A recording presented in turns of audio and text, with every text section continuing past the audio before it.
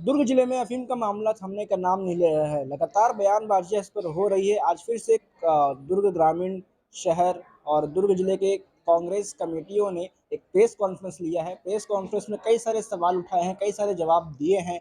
खास सवाल ये उठाया है कि उस पर पता किया जाए कि आखिर ये जो अफीम है इसकी खरीदी बिक्री कहाँ से हो रही थी।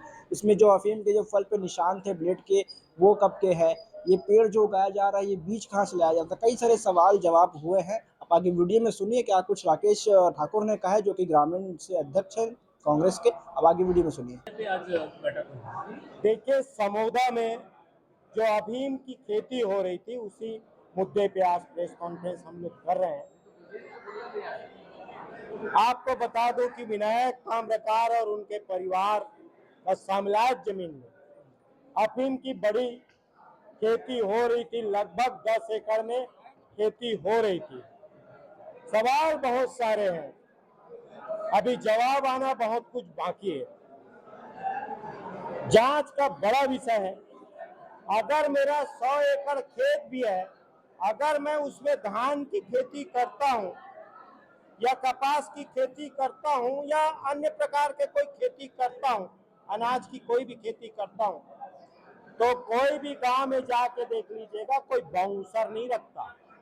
वो गांव में रखवार रखते हैं और बाउंसर रखा गया है।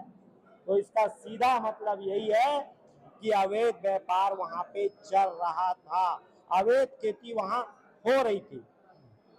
और इतनी बड़ी खेती,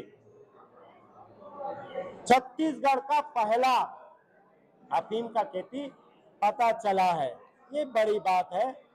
और गिरदावरी भी हर साल होता है।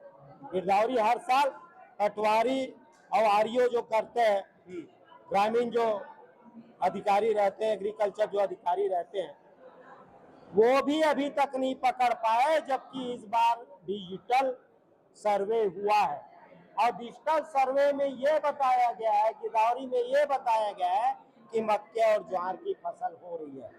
इसमें प्रशासन भी कटघरे में है। अब जब पकड़ा गया अफीम 5 एकड़ 69 डिसमील 8 करोड़ का हिसाब किताब बताया जा रहा है, तो क्या प्रशासनिक प्रक्रिया में जांच पड़ताल में कोई लैकुना दिखाई दे रहा है, लापरवाही दिखाई दे रही है? देखिए, हम जब वहां पे गए थे, पूर्व मुख्यमंत्री भूपेश बघेल जी के साथ जब गए थे, तो वहां पे अधिकारी बताया थे कि एक एक फल की पहले गिनती होगी, गिनती होने के बाद उसका रेट निकाला जाएगा, आकलन किया जाएगा, उसके बाद रेट तय किया जाएगा। उसी दिन प्रेस कॉन्फ्रेंस होता है। हम लोग दोपहर को आए, उसी दिन प्रेस कॉन्फ्रेंस कलेक्टर साहब लेते हैं और ये बात आती कि 7 करोड़ 88 लाख का है, जबकि गिनती तो हुआ ही नहीं। आनंद फानन में जो है वो प्रशासन ने अपना रिपोर्ट दे दिया और उसके बाद बुलडोजर उसमें चला दिया गया सबूत मिटाने। तो ये स्थिति जो है वो प्रशासन का है। तार बड़े लंबे हैं, इसके तार जो है नेशनल और इंटरनेशनल हो सकता है। क्योंकि अगर कोई चीज का उत्पादन अगर वो कर रहा था, खेती अगर कर रहा था, तो उसका बेचने का भी जुगाड़ उन्होंने ढूंढा हुआ था। क्योंकि चिट्टा जो निकाला था उसमें चीरे थे, बहुत सारे फलों में चीरा था, उससे चिट्टा निकाला गया था।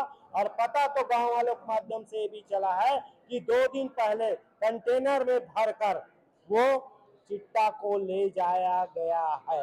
ये भी बात हमारे सामने आएगी। किस स्तर की जांच होनी चाहिए ताकि निष्पक्ष हो? मैं तो यही बोलूंगा कि इसका नार्को टेस्ट हो जाए।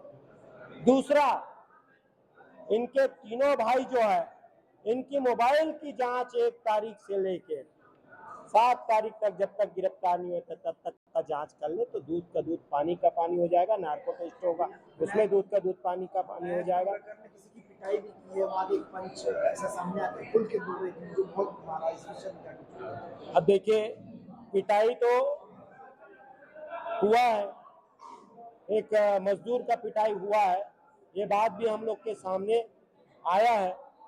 अनऑथराइज रूप से इस बात को बोलूंगा, इसमें मैं पुख्ता नहीं हूँ।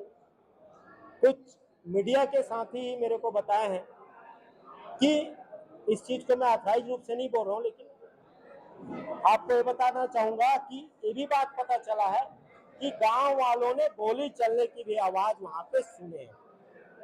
ये बात भी सामने आई। क्या चीज सामने आई? कितने सालों से खेती की जा रही होगी आपकी जानकारी के मुताबिक? देखिए, हम लोग जिस हिसाब से देखें उस हिसाब से 2 सवा 2 साल के आसपास की खेती इनकी रही होगी। और ये रसूखदार आदमी है। ये शासन प्रशासन तो हमारा है, ऊपर में भी केंद्र में भी हमारा सरकार है और नीचे राज्य में भी हमारा सरकार है करके कुछ घास को में ये काम इनने किए होंगे, ये खेती इनने किए होंगे। आरोपित न्यायिक कह रहा है कि ये जमीन मेरी नहीं है, मेरी जमीन नहीं है, वो ये बोल रहा है, खुल के बोल रहा है। चोर कभी बोलता है क्या मैं चोर हूं करके? भाई एक दिन पहले वो बोलता है ये जमीन नहीं, मेरी बहनों की जमीन है। दूसरे दिन बोलते हैं मेरा कोई बहन नहीं है।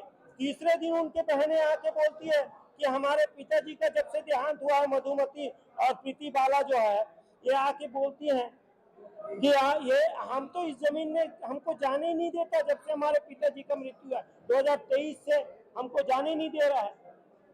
और 2023 से अक्टूबर से लेके ये लगभग मार्च अप्रैल तक के इसकी खेती होती है, तो 2023 से इनको नहीं जाने दे रहा है। इसका सीधा सीधा मतलब है कि 2023 से इन्हें खेती चालू की होगी। एक सवाल है। योजना को लेकर अभी आज बैठक हुई ग्रामीणों और अधिकारियों के बीच में। 3 विभाग के अधिकारी थे, आप भी स्वयं वहाँ मौजूद थे। करीब 24 गांव उसमें प्रभावित हो रहे हैं। क्या बात हुई? किस तरह का मुआवजा देना और किस तरह की नौकरी की बात अभी तक सामने आई? देखिए, न्याय की लड़ाई के लिए किसान लोग डटे हुए हैं। मैं भी उस लड़ाई में शामिल हूँ, उनकी लड़ाई लड़ने में, क्योंकि मेरे गांव का भी जमीन रेलवे परियोजना में जा रहा है। आपको बता देना चाहता हूँ, हमारे अभी 5 दिन पहले कलेक्टर साहब से 1.5 घंटा मीटिंग हुई। किसान और मैं स्वयं था। 1.5 घंटा की मीटिंग में कुछ हल नहीं निकला। इसके कारण मैंने ही बोला कि इसमें कमेटी गठन कर दीजिए और पूरे विभाग के अधिकारी वहां आ जाए, चाहे रेलवे को हो, फॉरेस्ट का हो, एसडीएम साहब हो, तहसीलदार हो, सारे विभाग के, तो सारे विभाग के अधिकारी वहां आज उपस्थित है। मैं स्वयं गया था। आज प्रेस कॉन्फ्रेंस के कारण मेरे को आना पड़ गया। अभी भी बातचीत वहां जारी है। जो भी हल है वो निकलने का है।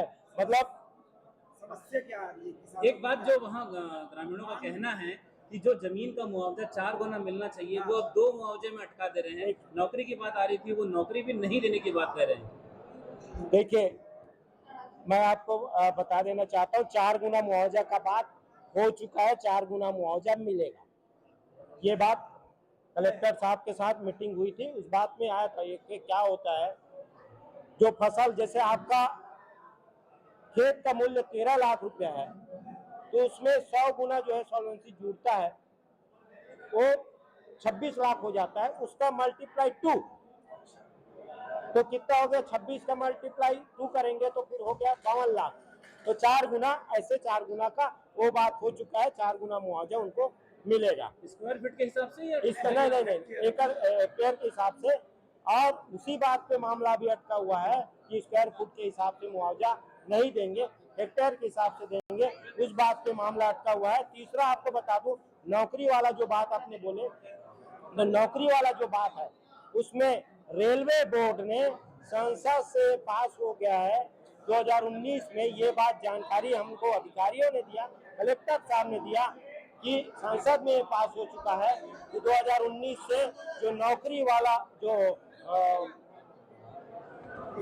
प्रोसीजर जो था, वो प्रोसीजर को खत्म कर दिया गया है। कानून ला दिया गया है कि नौकरी नहीं दिया जाएगा। उसके में आजीविका के लिए 5 लाख रुपए दिया जाएगा, लेकिन उसको भी जिसको दिया जाएगा जिसका आजीविका से विस्थापित हो जाते हैं, उसके लिए आजीविका का साधन नहीं रहता, उसको 5 लाख दिया जाएगा।